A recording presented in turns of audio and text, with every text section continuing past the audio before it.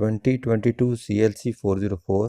इस केस के फैक्ट्स कुछ इस तरह से हैं। During the pendency of appeal on the statement of parties a referee was appointed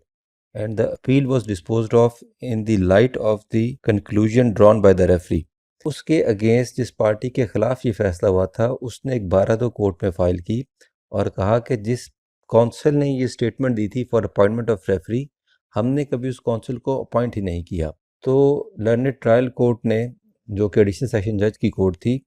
उन्होंने इस सेक्शन 12(2) की एप्लीकेशन को विदाउट फ्रेमिंग ऑफ इश्यूज खारिज कर दिया, ये होल्ड करते हुए कि power of attorney is duly available on the record which negates the petitioners assertion. इसके अगेंस्ट एक revision petition Lahore high court Lahore में फाइल की गई और उसके अंदर पिटिशनर की तरफ से ये आर्ग्यू किया गया कि यहाँ पर complicated question of law and fact involve है, तो कोर्ट को ये चाहिए था कि विदाउट फ्रेमिंग ऑफ इश्यूज उनकी एप्लीकेशन कोर्ट खारिज ना करती, बल्कि उनको एक प्रॉपर ट्रायल का मौका देती, इस केस के अंदर इश्यूज फ्रेम करती और उसके बाद मेरिट के ऊपर इसको डिसाइड करती। जबकि रिस्पोंडेंट साइड से ये आर्ग्यू किया गया कि जिन वकील साहब को ये कहते हैं कि हमने अपॉइंट नहीं किया, उनका वकालतनामा फाइल के ऊपर मौजूद है, लिहाजा कोई इरेगुलरिटी और इलीगैलिटी नहीं हुई है और ट्रायल कोर्ट का बिल्कुल ये इख्तियार है कि वो 12(2) की एप्लीकेशन को डिसाइड कर दे। यहाँ ऑनरेबल लाहौर हाई कोर्ट के सामने जो एक ही पॉइंट था वो ये था कि क्या सेक्शन 12(2) की application without framing of issues decide हो सकती है या नहीं हो सकती। तो मुख्तलिफ केसेस का हवाला देते हुए ऑनरेबल चीफ जस्टिस साहब ने इस बात को होल्ड किया कि बिल्कुल trial court without framing of issues case को डिसाइड कर सकती है,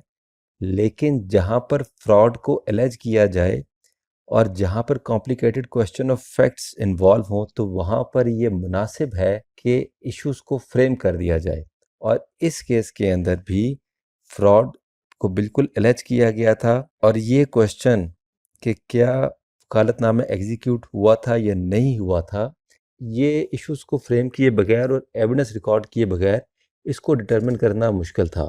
और आर्टिकल 10A कॉन्स्टिट्यूशन की भी यही मंशा है